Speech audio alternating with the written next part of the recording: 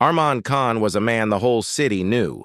His face often appeared on business magazines, his name was linked with skyscrapers, and his company was the kind that people dreamed to work for. He was a millionaire CEO, but to most people, he seemed more like a machine than a man. His life followed a strict routine. Early mornings started with meetings, afternoons filled with calls, evenings with paperwork, and late nights ended with another drive home through silent streets. That night was no different. The city lights reflected on the black glass of his luxury car as it moved through the empty roads. Armin leaned back in his seat, his mind still replaying the numbers from the meeting. To him, success was everything. Time was money. Life was a set of targets to be reached, one after another. Yet as the car slowed at a red signal near a bus stop, something caught his eye. There, under the weak glow of a flickering streetlight, a small figure rested on the hard wooden bench. At first he thought it was just another passerby waiting for a bus, but then he noticed the stillness. The figure was not waiting, it was sleeping. The car rolled a little closer, and the driver glanced back at him, unsure if he should stop. Armin's sharp eyes observed carefully. It was a little girl. She was curled up tightly, her thin arms wrapped around a worn-out backpack. Her clothes looked faded, and her hair fell messily over her face. Every now and then she shifted slightly, as if the cold night air disturbed her sleep. Arman's chest felt strange. He was used to seeing many things on the streets, vendors, beggars, stray dogs. But this was different. A child, sleeping alone at a bus stop in the middle of the night, looked out of place. Something about the scene pressed against his guarded heart. "Should I stop, sir?" the driver asked softly. Arman opened his mouth, but no words came. His world was one of contracts and schedules, not of strangers in need. He shook his head quickly. "No, keep driving." The car moved forward. The streetlight faded in the distance, and soon the figure of the little girl disappeared. Armin leaned back again, but now he could not focus. His mind replayed the sight like a stuck picture. The way she hugged her backpack, the way her head rested uncomfortably on the bench, it disturbed him. By the time he reached his mansion, the thought of her had already taken root in his mind. He walked past the guards, entered the grand hall, with its shining marble floor, and sat down on the leather chair in his study. Usually, he would pour himself a drink and review the next day's schedule. But tonight, he simply sat in silence. He tried to dismiss the feeling. Maybe she was waiting for someone and had just fallen asleep. Maybe it was none of his business. After all, the city was full of people with stories, and he could not carry them all. Yet, as the hours passed, he found no peace. The big house felt colder than usual. His success, the walls filled with awards and certificates, suddenly looked meaningless. He remembered his own childhood, quiet, lonely, filled with silence after his parents had passed away. He had built his empire to escape that emptiness, but tonight a small child on a bus stop had brought it back. At 2 in the morning he was still awake. He walked to the window, staring at the city lights in the distance. Somewhere out there, under one of those weak street lights, a little girl was sleeping with no roof above her. The thought was unbearable. He wanted to push it away, but it clung to him like a shadow. The next morning, his routine carried on.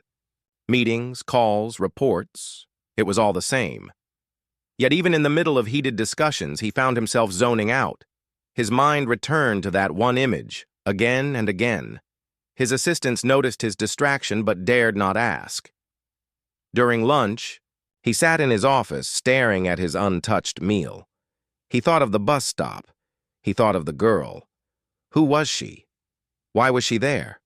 Was she safe? Did anyone care for her? For the first time in years, Armin found himself restless for reasons that had nothing to do with money or business. His logical mind tried to argue. This is not your problem. You owe her nothing. But another voice whispered softly inside him, "You cannot just forget." That evening, when he got into his car again, the driver looked at him through the mirror and asked, "Home, sir?" Armin paused. His hand tapped lightly on the armrest. Then he said slowly, "No. Take me to the bus stop, the same one from last night." The driver nodded, hiding his surprise. The car moved through the city once more, the lights blurring past, the windows. Armin's heart was beating a little faster than usual, though he did not understand why. When the car finally approached the place, he leaned forward. His eyes searched, and there she was, the little girl, still holding that same backpack, now awake. She sat on the bench with tired eyes, staring at the ground as if waiting for something. Armin's breath caught in his chest. Something told him this was not a random moment. Something told him that his life was about to change in ways he could not yet imagine.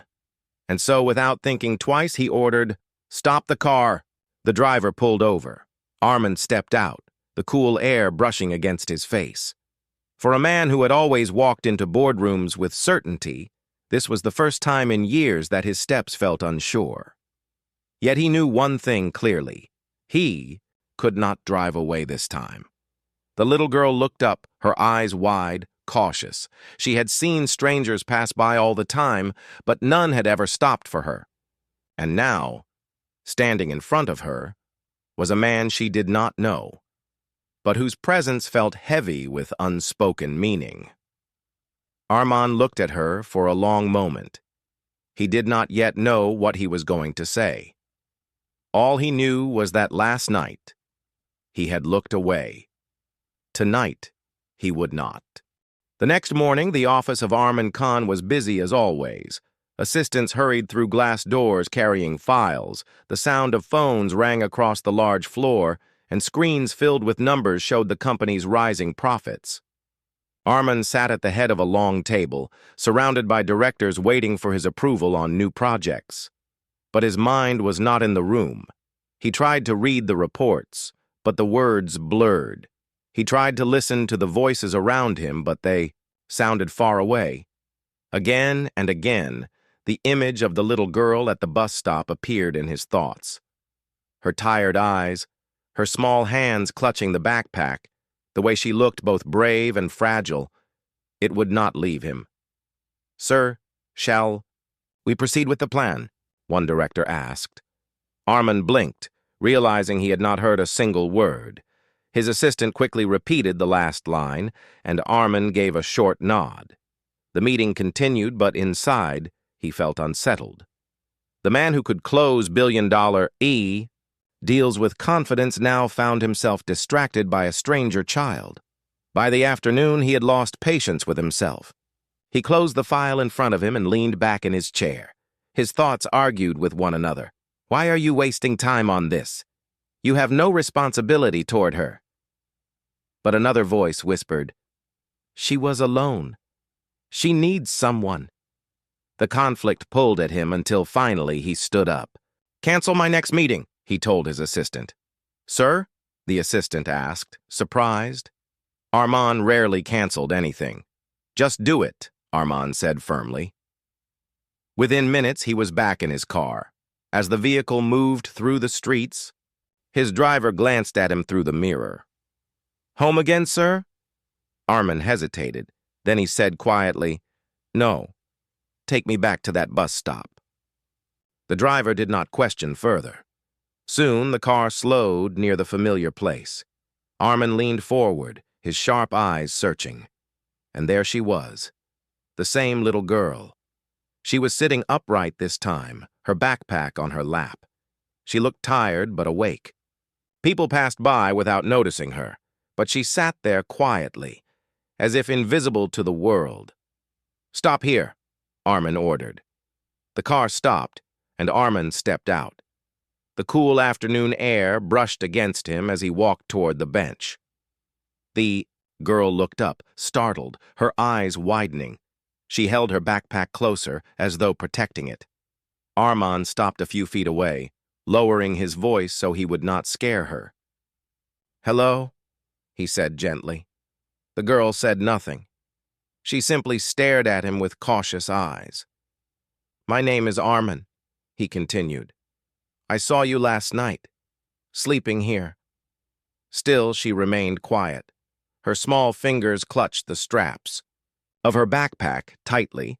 Armin crouched a little so he could speak at her level. "I'm not here to harm you. I only wanted to know, why are you here alone?" The girl pressed her lips together, uncertain if she should answer. Then, after a long silence, she whispered softly, "I am waiting." "Waiting for whom?" Armin asked. She lowered her eyes. "For my mother. She is in the hospital. I go there in the day, then come here at night." Her words were simple, but they struck deep. A child spending her nights at a bus stop, waiting for a sick mother. It was something Armin could not have imagined. "What about your father?" he asked carefully. She shook her head without meeting his eyes. "He left a long time ago." Armin felt a heaviness in his chest. He looked at her thin frame, her tired face, and he thought of the warmth and comfort of his own mansion. The contrast was sharp, almost unbearable. "Do you have relatives here?" He tried again. "No," she whispered. "Only my mother." For a long moment, Armin remained silent. He wanted to say something that would comfort her, but the words did not come easily. Instead, he said, "Have you eaten anything today?" The girl shook her head again. Her stomach must have been empty, yet she had not asked anyone for help. Armin stood slowly and offered his hand. "Come. Let's get you something to eat." She looked at his hand but did not move. "Why?" she asked quietly. The simple question pierced him. Why indeed? Armin himself did not fully know. He only knew that walking away again was impossible, because, "You should not be hungry," he said gently. After a moment of hesitation, the girl stood. She kept her backpack close, still watching him with wary eyes. Armin led her toward a small restaurant nearby. People looked curiously at the sight of the powerful CEO walking with a little girl, but Armin did not care. Inside, he ordered food for her. She sat across the table, silent, her eyes darting nervously around. When the food arrived, she ate quickly, as though she was not used to regular meals. Armin watched her quietly. She reminded him of himself long ago, lost, uncertain, carrying pain too heavy for her age. "What is your name?" he asked softly. The girl looked up between bites. "Noor," she said. "Noor," Armin repeated, letting the name settle on his tongue. Light, that was what her name meant. And in a way, she was already becoming a light that disturbed the darkness inside his own heart. When Noor finished eating, she wiped her mouth with the back of her hand. She looked at him, still cautious, but a little less afraid now. Armin leaned forward. "Noor, I don't know why, but I feel I should not leave you here alone again. Can I take you back to the hospital to see your mother?" Her eyes softened at the mention of her mother. She nodded slowly, and in that moment, Armin knew one thing with certainty. His life was no longer just his own. The ride to the hospital was quiet. Noor sat in the back seat beside her backpack, her small frame almost hidden by the wide leather seat. She kept glancing at Armin with guarded eyes, as though trying to decide if she could really trust him. Armin noticed her unease, but he did not speak. He understood that sometimes silence was safer than words. The car pulled up outside the hospital. Its tall white walls stood cold against the evening sky. People rushed in and out. Nurses moved quickly with stretchers, and the smell of disinfectant floated in the air. Noor climbed out, holding her backpack close to her chest. "This way," she whispered, leading Armin through the sliding doors. Her steps were small but quick, as though she knew these hallways by heart. She stopped at a ward and slowly pushed the door open. Inside, a woman lay on the bed, pale and still. Her eyes were closed, and tubes connected her to machines that beeped, softly in rhythm. Noor walked to her side and placed her little hand gently on her mother's arm. "Ami," she whispered, her voice almost breaking. "I'm here." Armin stood at the doorway, watching silently. Something stirred in him, an emotion he had buried long ago. The sight of a child speaking to her sick mother brought back memories of his own childhood, when he had once sat by his parents' hospital beds, wishing for miracles that never came. He stepped inside, his footsteps careful. Noor looked up at him, unsure if he should come closer, but she did not stop him. Arman moved to the other side of the bed. He looked at the woman's tired face. "Your mother is very strong," he said softly. Noor nodded, though her eyes glistened. "She tells me not to worry, but she coughs a lot, and sometimes she cannot open her eyes." "Do the doctors say anything?" Armin asked. "They say she needs treatment, but treatment is costly. We don't have money." Her small voice carried a weight far beyond her years. Armin felt a sting in his chest. Here was a child carrying the burden of survival when she should have been in school, playing and laughing. He sat down on the chair beside the bed. For a long time he said nothing. He simply observed Noor as she adjusted the blanket around, her mother with careful hands. Later, Noor pulled out something from her backpack. It was an old notebook. She opened it, showing him pages filled with drawings.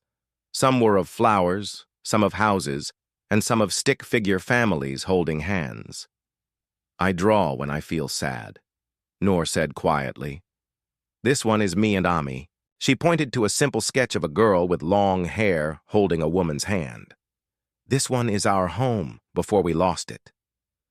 Her finger traced a small square house with a window. Then her voice grew softer. "And this one is what I wish for," Armin looked.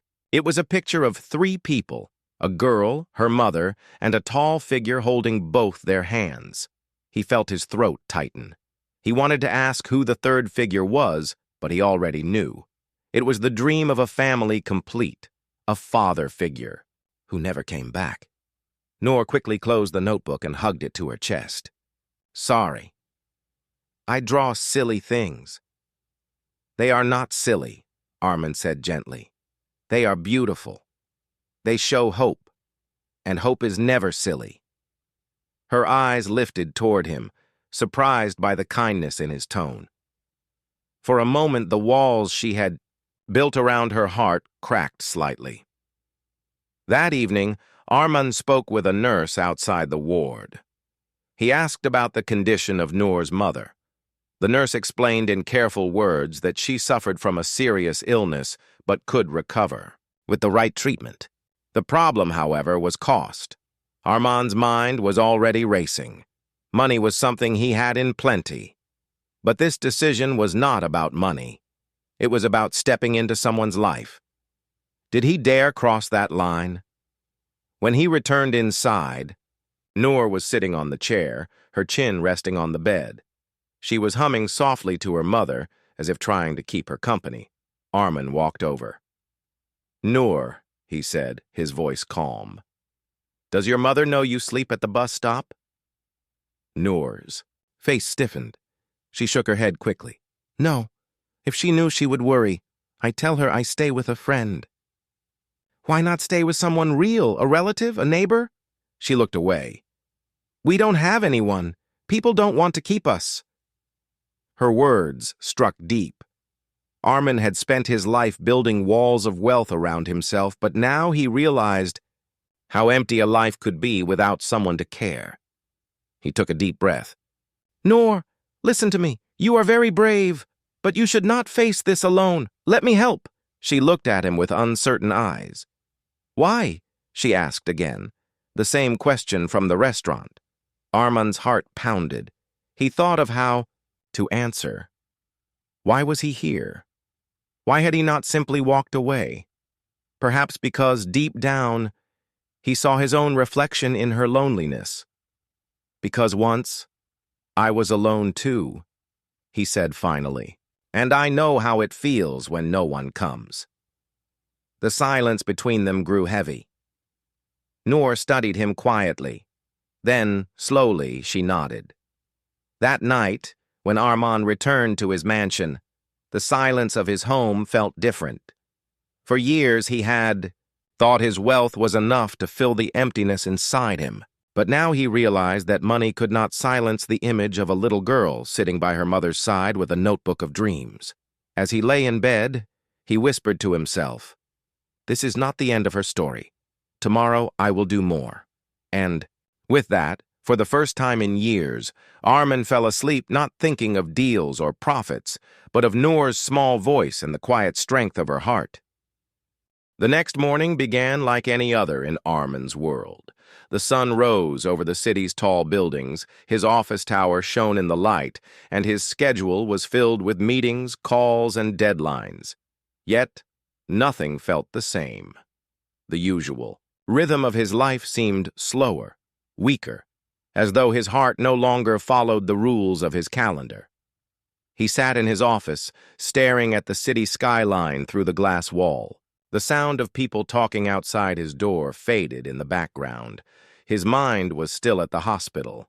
He could see Noor's small hand resting on her mother's blanket, her tired face filled with both hope and fear. He remembered the way she had asked, "Why?" when he offered help, as though kindness was a thing too rare to trust. For the first time in years, Arman questioned himself. He had always lived with strict lines. Business was business. Personal was personal. But now those lines were blurred. A child he had never met before had become part of his thoughts, part of his silence, part of his decisions. His assistant entered with a file. "Sir, the investors are waiting for your final approval." Arman looked at the papers without interest. His assistant noticed the change in his face. "Sir, are you unwell?" Arman shook his head. "Cancel today's meetings." "Cancel?" "Sir, I said cancel." His voice was firm, leaving no room for questions. The assistant bowed and left quietly. Moments later, Arman stood, picked up his coat, and walked out. The driver, surprised to see him so early, opened the car door. "Where to, sir?" Arman's voice was steady. "The hospital." The hospital corridors were busy as usual. Noor was there, sitting by her mother's side, reading aloud from her small notebook as if the words could give strength. She looked up in surprise when Arman entered. "You came again," she said softly, almost as if she had not expected it. "Yes," Arman replied. "I came because I need to speak with the doctors." Noor tilted her head, confused. "Doctors?" He nodded. "About your mother." Together they walked to the office of the senior doctor. The doctor welcomed Arman politely, recognizing him at once. After all, the CEO of one of the largest companies in the city was not a man you met every day. Arman did not waste time. "Tell me clearly, what treatment does she need, and how much will it cost?" The doctor explained the treatment plan in detail. Medicines, procedures, weeks of care. It was expensive, far beyond anything Noor or her mother could afford. But for Arman, the amount was nothing compared to the wealth he handled daily. When the doctor finished, Arman simply said, "Do everything necessary. I will take care of the expenses." The doctor looked relieved, but Noor's eyes widened. She turned to him quickly. "No, you don't have to. It is too much." Arman knelt so his eyes met hers. "Noor, your mother deserves a chance to heal, and you deserve to see her well again. Let me do this." Her small hands trembled on the straps of her backpack. She wanted to refuse, but her eyes filled with tears. For the first time, someone was offering her something without asking anything in return. Finally, she whispered, "Thank you." Days passed, and the treatment began. Doctors and nurses worked with new energy, knowing the bills would be paid. Noor's mother slowly showed signs of improvement. She opened her eyes for short moments, spoke a few words, and held her daughter's hand weakly but with love.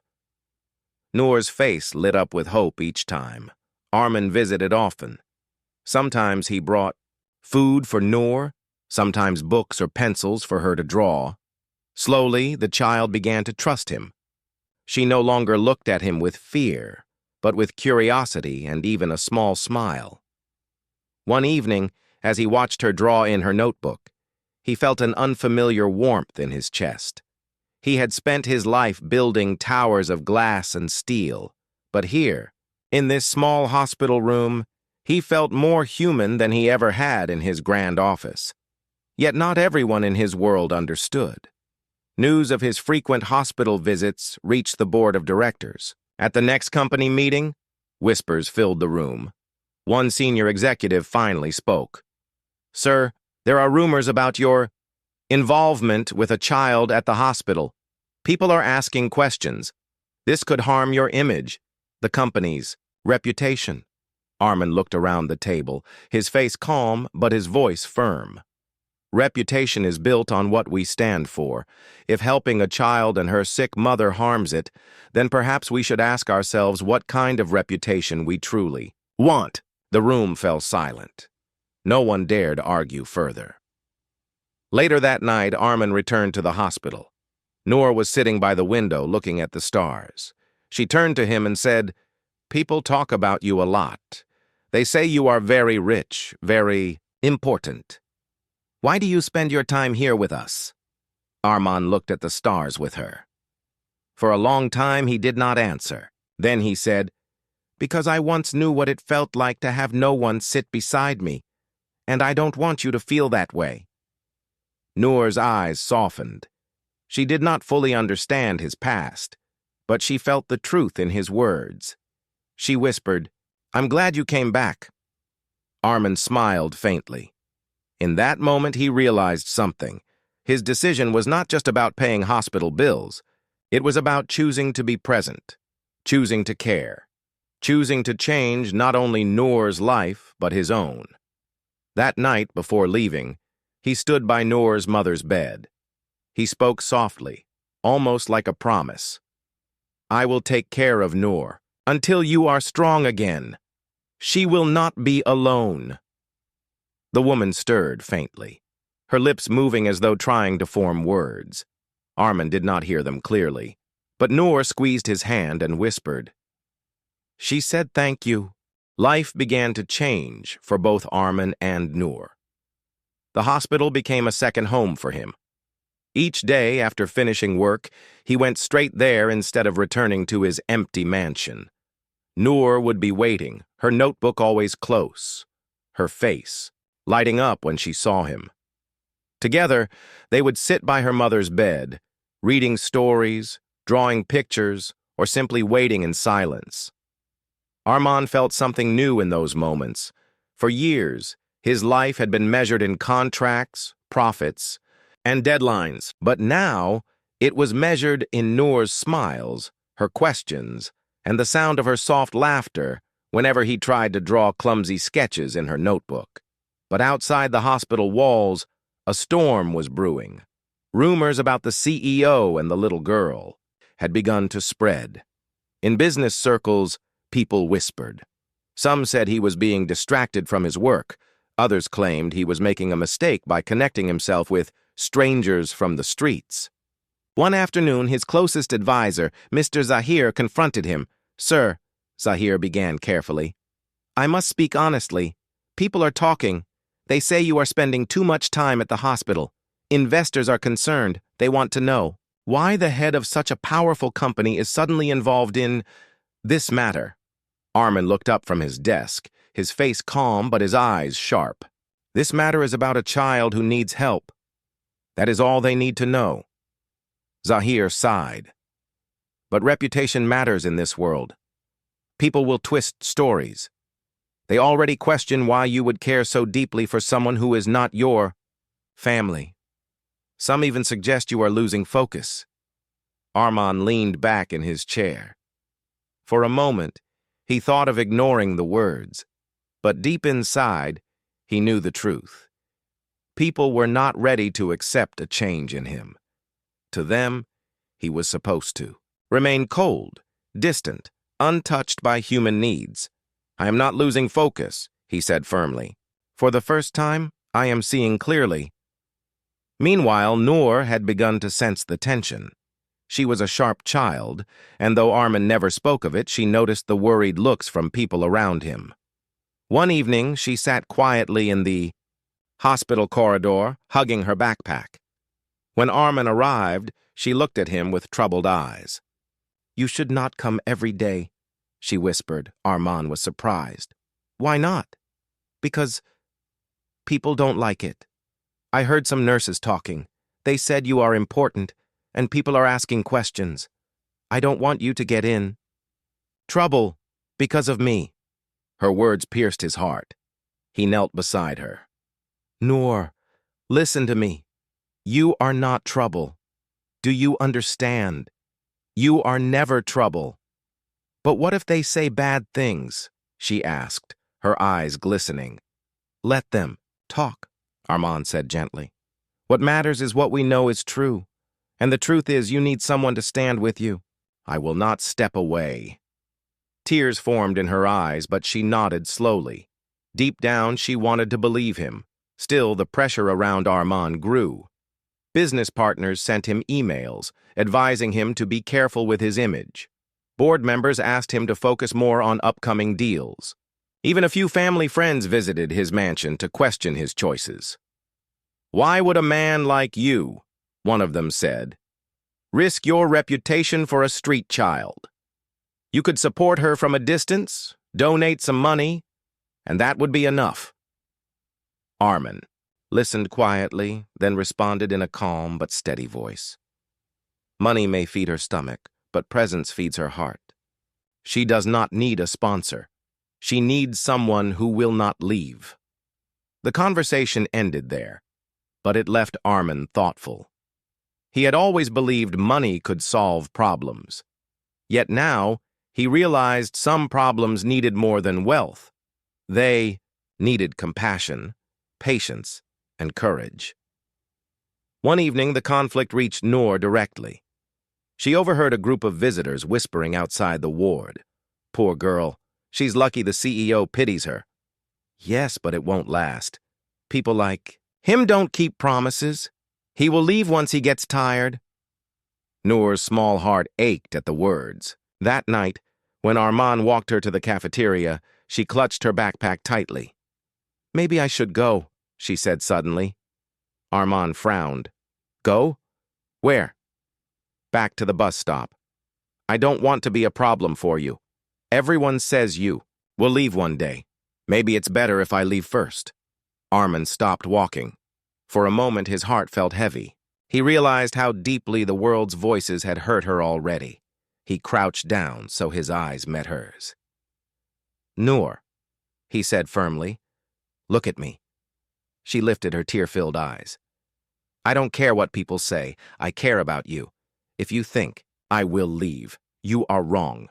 I will not let you face the nights alone again. Not now, not ever." Her lips trembled. She wanted to believe him, but fear still held her. Armin reached out and gently placed a hand over her backpack. "You carry this everywhere," he said softly. "It is like your shield. But listen, you do not have to carry your fears alone anymore. Let me carry them with you." For the first time, Noor threw her small arms around his neck. She clung to him tightly, her tears wetting his shoulder. Armin held her close, his own eyes heavy with emotion. At that moment, he knew the conflict was no longer between him and society. It was between him and his own past, the part of him that had once been too afraid to care. Later that night, as he drove back to his mansion, he looked out at the busy streets. He realized he had made his choice already. He would not let fear of rumors control his actions. He would not let the voices of the world silence the truth in his heart. Yes, there would be whispers. Yes, people would question, but none of it mattered. Because for the first time in his life, Armin Khan was not chasing wealth or power. He was protecting something far more precious, hope. and hope he decided was worth every fight. Days turned into weeks, and slowly the rhythm of Armin's life changed forever.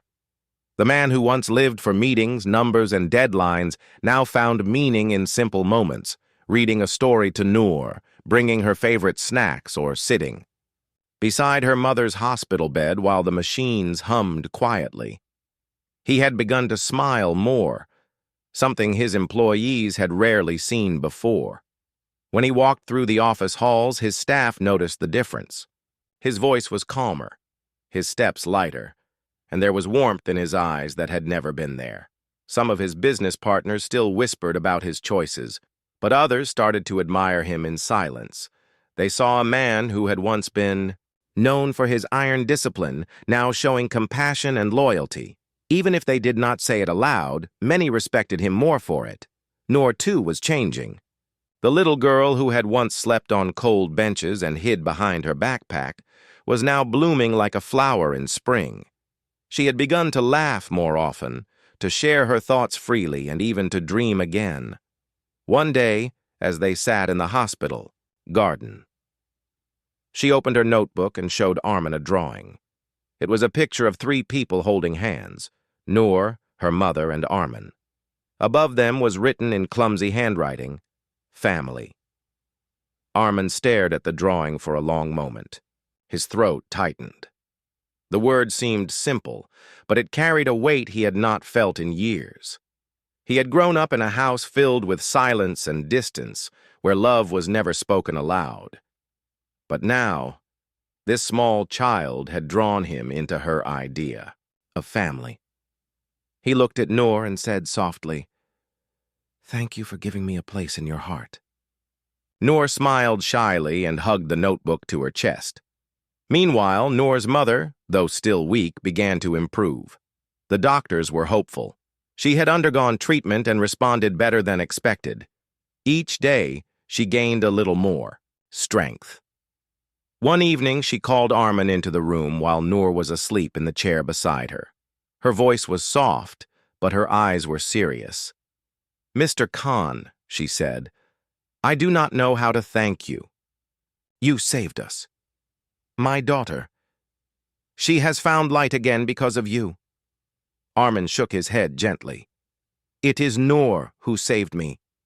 She reminded me of something I had forgotten, that life is more than wealth and power."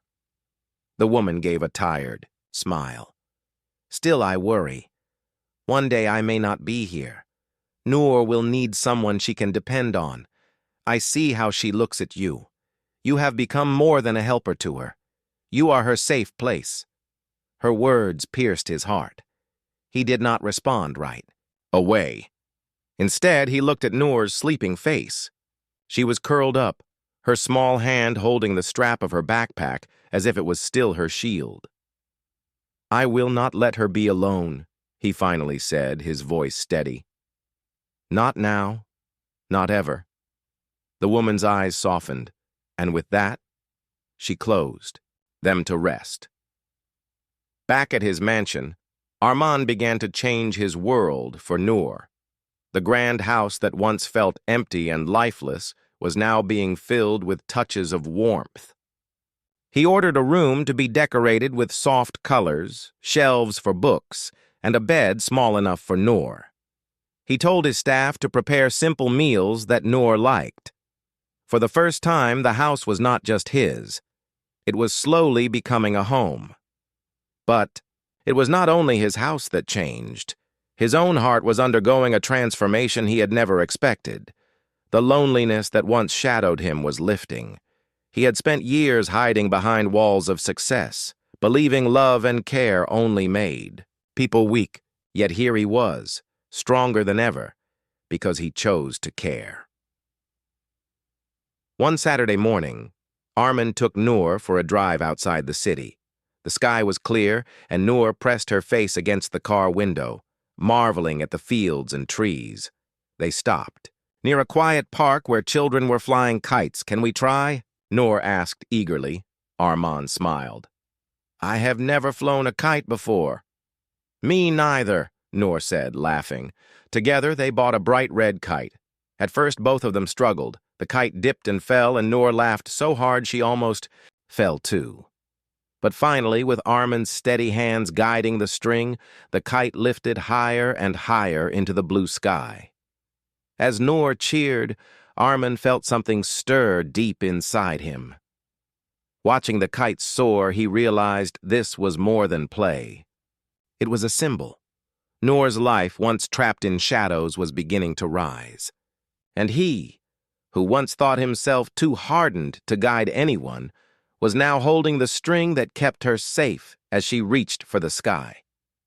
That evening, as they drove back, Noor leaned against him sleepily. Her small voice whispered, "Promise me something." "What is it?" Armin asked. "Promise me you won't leave. Even when I grow up. Even when people say things. Just stay." Armin's chest tightened.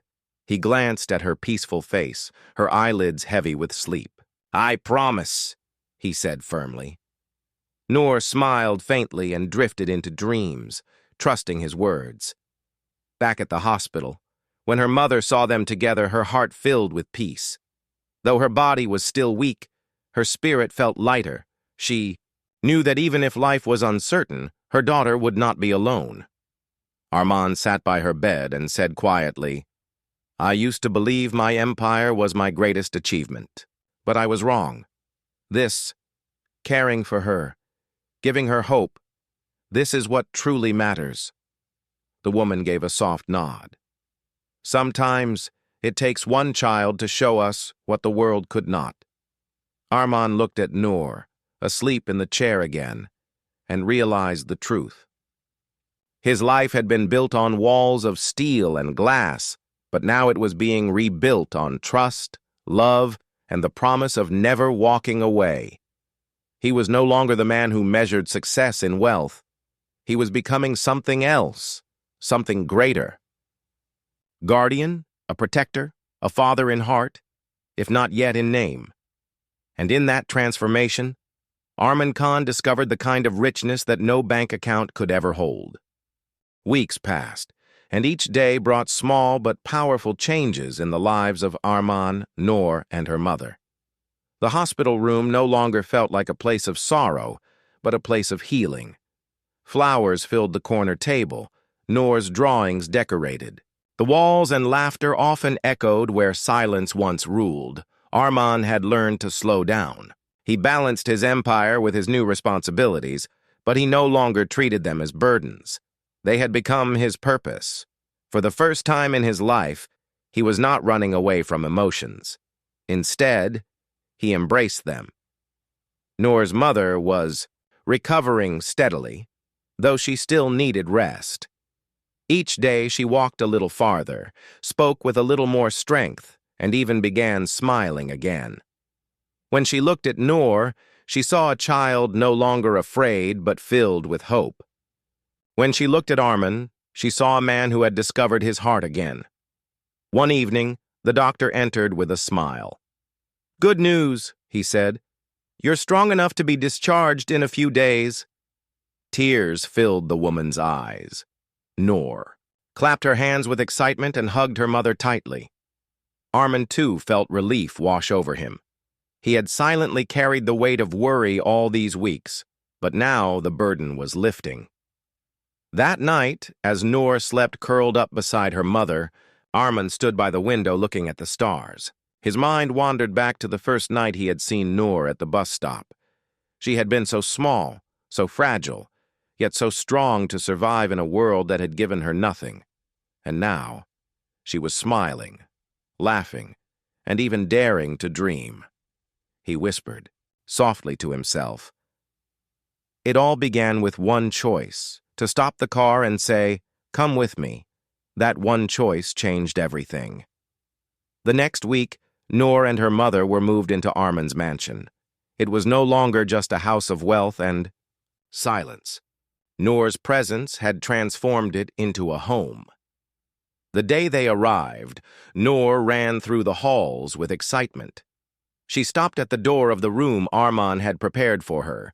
Her eyes widened when she saw the shelves filled with books, the soft toys on the bed, and the curtains decorated with stars.